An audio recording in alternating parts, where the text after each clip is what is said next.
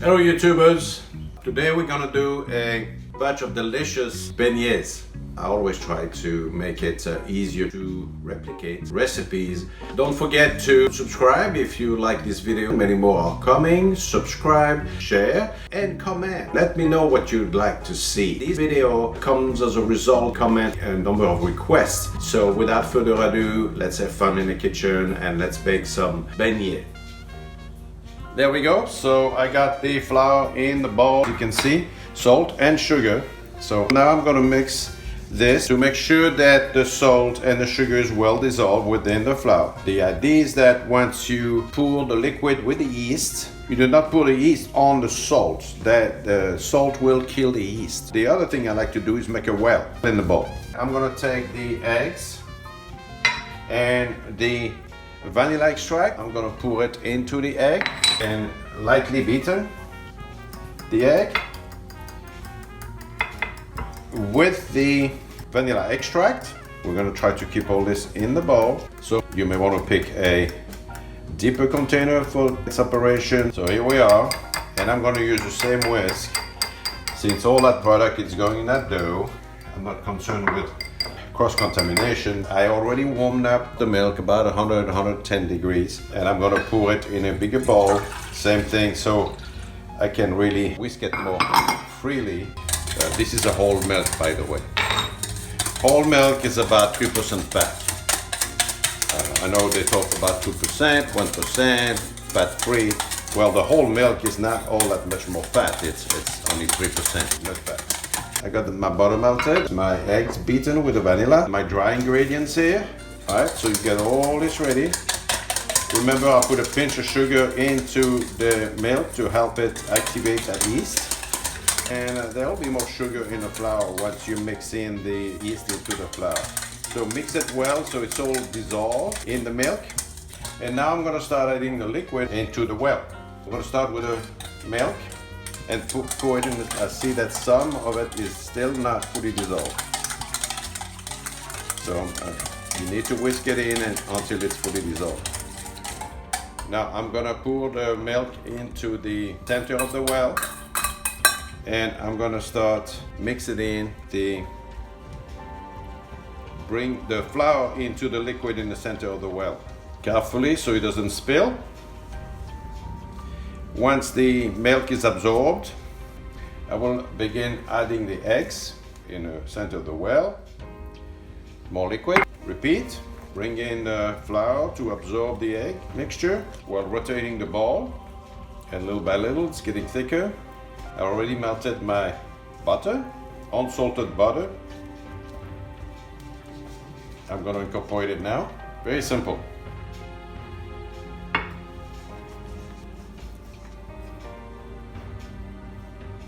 All of the butter, all the ingredients are in, and we're gonna see if we want to add a little more liquid or not. Recipes sometimes need to last minute adjustments. As long as you know what you're looking for. Texture. See the texture that we have now. It's almost like a little bit like rich brioche dough. Got eggs in there, you got butter, and yet we're gonna. What makes it a beignet will be the deep frying part of it. So it feels pretty good in texture. Now I'm gonna knead it. And kneading is not as hard as it seems. We're gonna do this on the board here. Now that all the ingredients are mixed into a dough, I can pull it out of the bowl, and that's where we start the kneading action. Same kneading motion that you're gonna do anytime you do a yeast bread. So with the palm of the hand, you push in to the center, turn to the center, squeezing gently with a light touch. Dust a little bit, don't overdo it on the dusting or you will thicken your dough. If your dough is too thick, it's not gonna proof, it's not gonna rise. So you see the dough is getting smoother, less sticky. But don't add too much dusting flour, just enough so it doesn't stick to your bench as you knead it. As you continue kneading your dough, the gluten develops and it becomes more elastic. That's what you're looking for with a yeast dough. And it becomes less and less sticky. And that's it. That's simple. So now I'm going to take the same bowl where I mix the dough, dusting the bottom, put it in there, cover it with a cloth, and proof it in a warm area. So if your home is air conditioned or whatnot, you may want to put it in a non-air conditioned area like the garage, depending on where you live, or with inside your oven with just a pallet light on. And if you have a gas oven, or very minimum heat, very low, 100 degree, 110 degree, a cloth. And I'm going to put it in a warm spot to let it proof. We'll see you in a little bit. It may take 30 minutes depending on the dough, 30 minutes or more. You cannot never put an exact time on baking, proofing. So many factors can affect that. So you just have to watch it. When I'm gonna let it be for about 30 minutes before I take a look, I'm looking for the dough to double in volume. Once it doubles in volume, we'll go to the next step. All right, it's been a little slow to rise for some reason. Maybe my milk could have been a little warmer. I was not quite at the 110 that I told you it should be at, so it took a little bit longer to proof. And now it's about double in volume, and we are about to cut the beignets, let them proof the last proofing before we fry them. So I have not turned on the fryer yet. So I shall use my trusted plastic scraper here to get it a little dust, and on the table like this. I smell that yeast, but a good clean smell. And you can roll it like this. It's a pretty soft dough. You can give it a little bit rolling pin action, but you could do without that, just as long as you flatten it. Don't let it stick to the table. I'm going to use a pizza reel here, and very nice and easy, and cut this into shapes. Very easy, nice and quick, and they do not have to be even in size and shapes. So I'm going to do this here, and I put them on a parchment paper here, a tray lined with parchment paper. Again, as I said, they don't need to be even in shape and size, but they will proof some more, expand some more, so don't make them huge. Right. Very simple. And by doing it that way, not worried about the shape, obviously, you just use the dough as is, and there's no leftover scraps to worry about.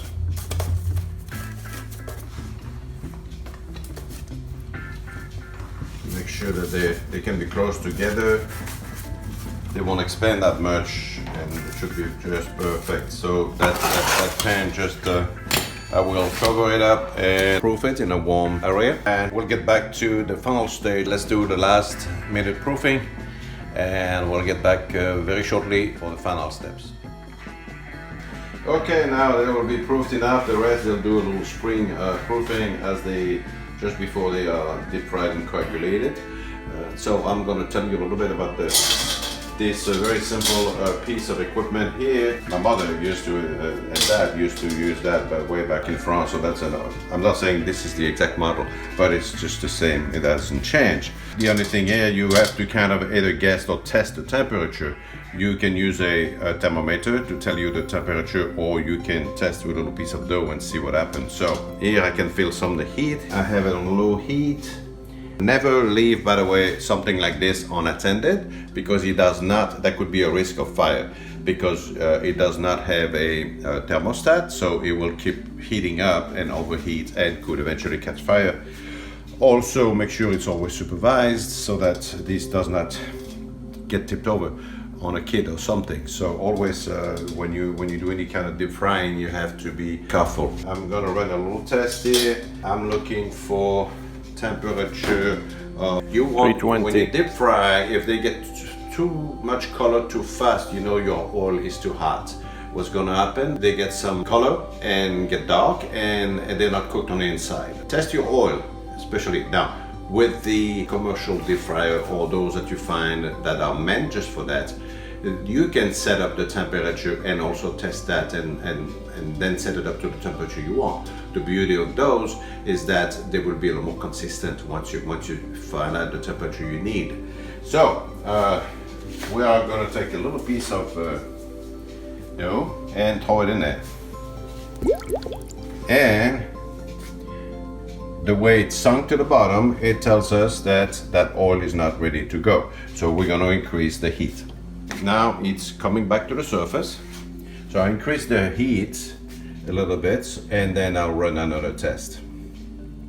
So you see now when it got to the right temperature, you'll see it'll fizzle right away and it will stay on top. It won't sink to the bottom, or it will just do a little dive in and come right back up. You have to do when you test your own without a thermometer. So I'm trying to tell you that you do not need a lot of equipment to get the job done.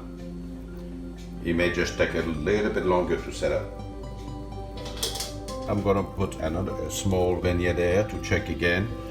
It should be quite a bit hotter now. You see, up, it just touched the bottom and it came back up and it wants to float now. So it still needs a little more heat, but now we start getting a little color. Of course, it's been there for a while. So we're getting close, it's still heating up. This one will be actually edible, that little testing, which is good. My camera person here, Betty, has been waiting for that beignet. Here it comes, so you see it's sizzling, so we're getting much closer. Notice I'm gonna use chopsticks to flip them around. Also, you could use a slotted spoon or spider, one of those, it's kind of this material with a handle.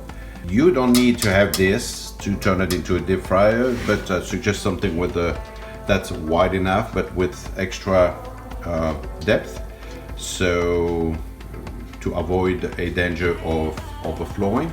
You can use a different types of basket or no baskets at all, and then pull them out with chopsticks or a slotted spoon, and too. So there's all kind of ways you can go about that, deep frying your beignets.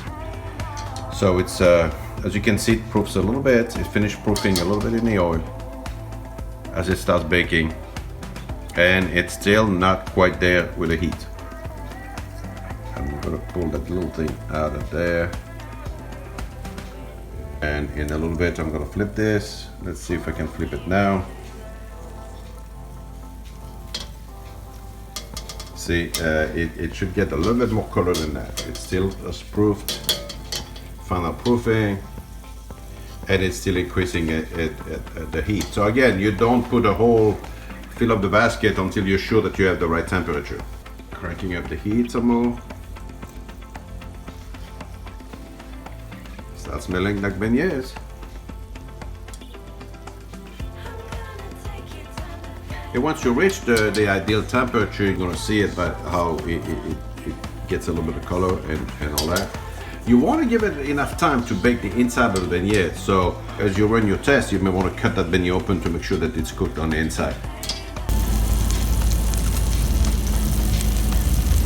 So I was saying, once you're happy with the way it's going color-wise and all, then you just have to turn down the heat and just maintain that heat, so it doesn't go down, it doesn't go up. All right. Again, never walk away from this setup. Stay with it. And when you're done with the deep frying, just secure the deep fryer, whatever you use for deep fryer, the pot with the boiling oil, secure it away from the edge of the stove. Safety first, folks, safety first. Now you see that's kind of the color we're gonna be looking for here. Starts looking good, and we know it's been there long enough that definitely the center is cooked. But now that we have adjusted to the heat, I'm gonna start turning down the heat to maintain it.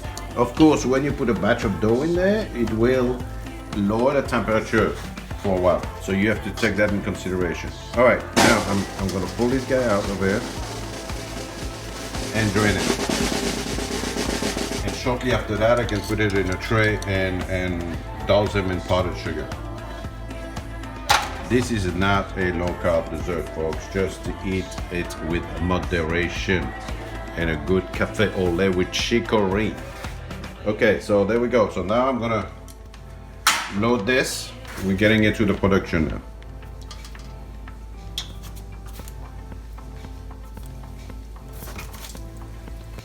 You see, it takes a couple of seconds and then it fizzles.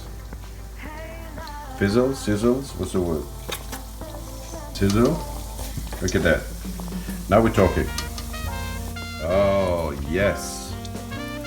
Beignets. Listen to this. Oh, you see them puff up. Last proofing in the oil. That's going to be succulent now. They're not going to take very long for us to a couple of minutes like that, and we'll flip it on the other side. Looking good, smelling good. There we go. Flipping them now. I think I should let my camera person do the flipping. She's so much better at using chopstick than I am. I'm the apprentice in the chopstick department. She's laughing at me behind the camera. Right, Billy? Oh, look at these babies. Oh, I'm in love. I'm gonna give it a few minutes to make sure that not only it's cooked on the outside, but it's gotta be deep fried on the inside. Look at that, yes. And be careful not to touch the metal basket. Yes, you don't want to touch this. The whole apparatus is hot. This may not be too bad. These handles are good. It's okay. This may be a little bit different, even though it's not too bad. And it's amazing how such a simple piece of equipment, it's survived the test of time. And so now that because you have a basket, you can just do this and you shake it and you voila. So I'm turning down the heat a little bit. Turn down the heat a little. And so it doesn't, now that the product is out, it doesn't get overly hot. Let them drain a little bit, and I can move them, let them drain here again, and or plate them, powdered sugar them, and serve them with a café au lait. Here we are. So,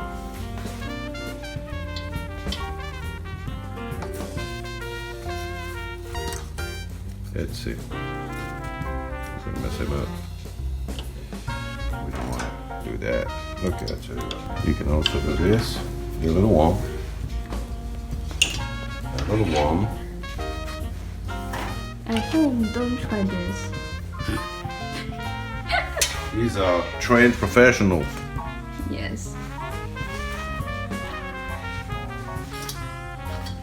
Or if you do, prepare enough aloe vera as first aid.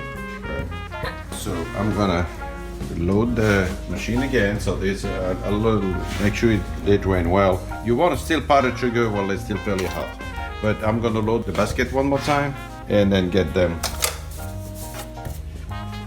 You can load the basket like this. That will also prevent the chance of you dipping your fingers in the oil.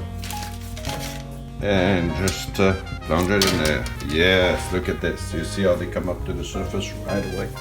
Crank up the heat a little bit to make up for the loss of heat as they plunge into the oil. Voila. While this is going here, I'm gonna get ready for this. They've drained well enough, and use a simple strainer with powdered sugar, and you can go as generous as you want with the powdered sugar. All right. And that is your beignets, folks. They look good enough to eat. They're probably going to give you enough beignets for at least six to 8 people. Or me and my daughter.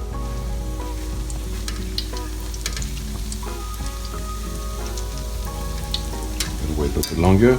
I'm getting the flip of the chopstick going. Look at the little design that the basket did when I put them down on the basket. Oh, yeah. Interesting. Extra bonus. Of course, covered with powdered sugar, you're not gonna see it. All right. Simply making beignets with Chef Jacques. Don't forget to subscribe, share with your friends if you're not into cooking. Now, Chef Jacques will have some videos you'll see that are not always related to cooking. so you can subscribe and you will be notified every time I put a video up there, and you can check it and maybe share it with someone who might appreciate it. So enjoy and comments. Let me know if there is something particular that you would like me to work on. The more demand for an item, the more chances I will work on it.